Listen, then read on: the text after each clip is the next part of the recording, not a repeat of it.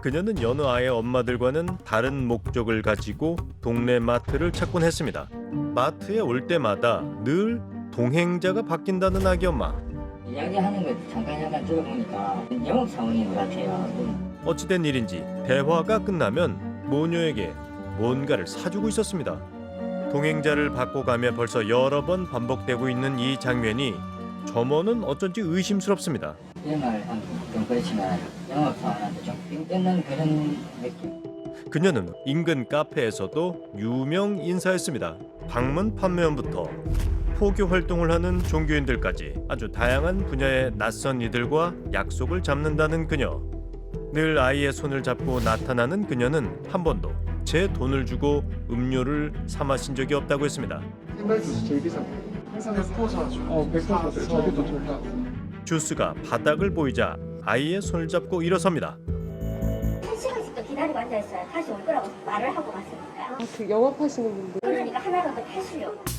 음료를 사주는 영업사원에게 마치 물건을 살 것처럼 만나 주스만 얻어 마시는 이른바 먹튀를 하고 있다는 겁니다. 카페 화장실을 제 집처럼 이용하며 아이를 씻기고 나온 다음엔 아직 음료도 안 시키고 애기 분유통 같은 거를 이제 딱 주면서 따뜻한 물 가득 담아달라는 거지. 카페에서 받은 온수로 아이 분유를 타먹인다는 여자. 몇 달 전 이 불편한 손님과의 첫 만남을 지훈 씨는 잊지 못합니다. 지금 자고 있었어요. 자고 있던 9시쯤에 저기 물소리가 들린 거예요. 집 안에서. 지훈 씨가 문단속을 하지 않고 잠든 사이 집에 들어와 욕실을 점령했다는 모녀. 애기는 시키고 하나 나갈게요 이러고 되게 놀라가지고 말이 안 나오더라고요.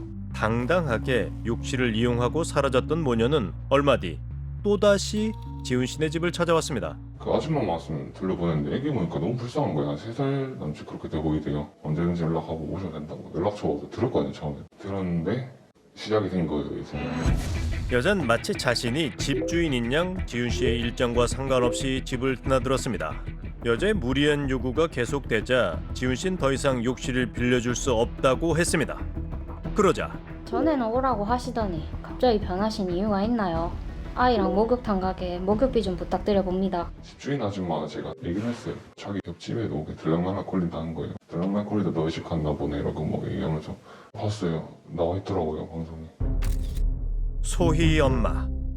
어린 아이를 들쳐안고 이 집 저 집 배를 누르고 다니던 그녀를 우린 이미 만난 적이 있습니다. 남의 집 욕실을 제 집인 양 쓰던 소희 엄마. 낯선 이의 방문에도 사람들이 서슴없이 문을 열어준 건 그녀의 품에 안긴 아이 때문이었습니다. 돌도 지나지 않은 아이를 안고 남의 집을 전전하는 그녀의 사연을 모두가 믿었고 또 안타까워했습니다. 남편이 술을 먹고 자기를 폭행을 했다는 거예요. 애기도 때리려고 해서 자기가 급하게 도망을 나왔다고. 하지만 취재 중 만난 소희 엄마의 실상은 반전 그 자체였습니다. 고급 외제 승용차에서 내린 그녀 곁엔 남편도 있었고 다정하게 그들이 향한 곳은 인근의 신축 아파트였습니다.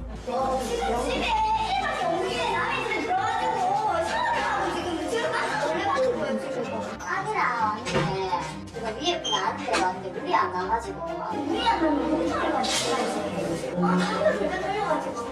취재 중 어른이 없는 남의 집에 들어갔다가 경찰이 출동하는 소동까지 일어났습니다. 집안이 어렵고 이래서 이렇게 환경이 아끼고 이런 게 습관처럼 돼버린 거예요.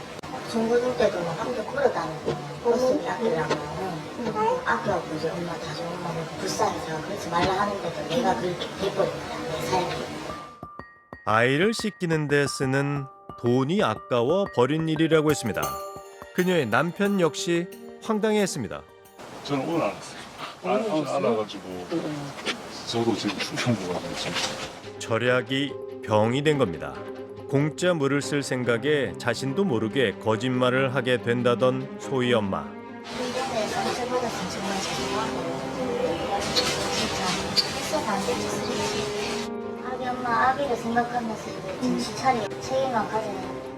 아이를 봐서라도 마음의 병을 치료하겠다고 했습니다. 하지만 또다시 아이를 무기로 온수 동량을 나선 여자.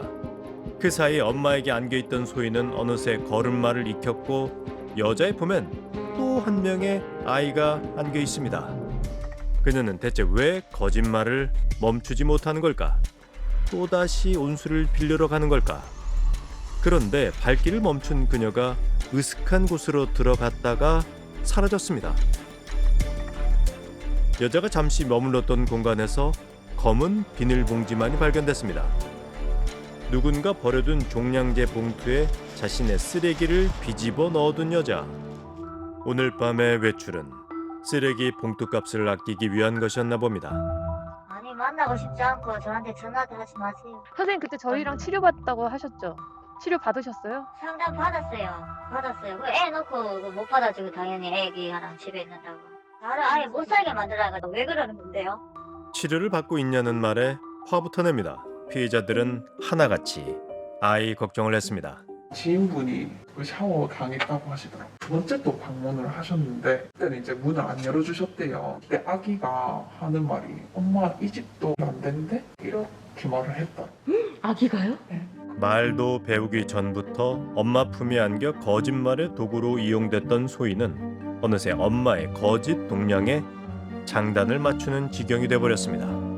엄마가 거짓 사연을 팔아 얻어낸 간식을 먹고 남의 집에서 하는 공짜 목욕을 당연시하기 시작한 아이. 소희 엄만 아이보다 아이 덕분에 받는 상대방의 호의에만 관심이 있었습니다. 한 번씩 모르는 분들한테 애기 맡기고 나가는 거? 서울에서 길면 30분 정도 맡기고 나갔다가 들어오세요. 그 엄마가 이제 애기를 혼자 놔두고 잠시 무슨 옷 나눔 이런 거 받으러 간다고 아파트 이런 거 갔다 왔던 거예요. 애기 혼자 놔두고 가시면 어떡하냐 하니까 잠깐 놔둔 건 괜찮죠 이렇게 하는 거예요. 그 추운 날에 그렇게 놔두고 가는 게 좀 애기 심지어 자고 있더라고요 거기서. 태어난 지 얼마 지나지 않은 둘째 아이 역시 마찬가지였습니다. 이렇게 이게 문제인 거예요. 엄마야! 이런 애 떨어지면 어떡해요? 그러니까 저희도 그렇게 생각해서 저희가 그래서 이제 제빵사님이 이렇게 계속 보고 목도 제대로 가누지 못하는 신생아를 소파 위에 덩그러니 두고는 화장실에서 나올 줄 모르는 여자. 위험한 외출에 아이들은 언제까지 동행해야 하는 걸까? 둘째 얘기예요? 선생님 그때 치료받기로 약속하셨잖아요. 아 애기 놀래요 선생님. 아유 애기 선생님 그러면 애기 왜 가세요. 애기 중고 카페에서 가세요.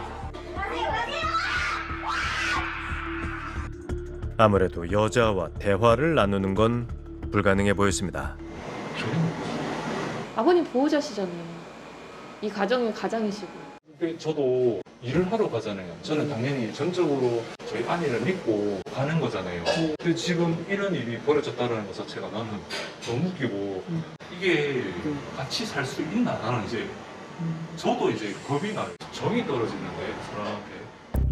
자신의 아내와 아이들에게 일어나고 있는 일들을 마치 남의 일처럼 가볍게 말하는 남자. 지난 취재 때 보였던 치료 의지는 거짓이었을까? 이번엔 빈 말로도 아내를 돕겠다는 말을 하지 않습니다. 치료 받으러 가자고 했었는데 강하거든요. 근데 이제 저 사람이 진짜 집을 보내버릴 거예요 그냥. 불안정한 엄마와 무책임한 아빠 사이에서 크고 있는 아이들이 너무 걱정됩니다. 우린 그동안 취재한 내용을 경찰에 알리고 도움을 구했습니다. 다음날 제작진의 신고를 받은 경찰이 아동학대 전담 공무원과 함께 소인의 집을 방문했습니다. 확인 결과 여자가 첫째 소희와 거짓 동량을 다니던 사이 신생아인 둘째 아이를 집에 홀로 방치한 것도 여러 번이었습니다. 태어난 지 이제 막 3달이 돼가는 둘째 재훈이는 결국 엄마에게서 강제 분리 조치됐습니다. 피덩이 같은 아이와 헤어지면서도 눈길 한번 주지 않는 여자. 그녀에게 아이는 대체 무슨 존재였을까? 가난한 집안에서 자라 돈 앞에서 거짓말쟁이가 됐다며 그녀는 부모를 원망했었습니다. 지독하리 많지 아끼고 아낀 돈으로 아이에게 부를 물려주고 싶었을까? 가난을 대물림하지 않기 위해 아이에게 대체 무엇을 물려준 걸까?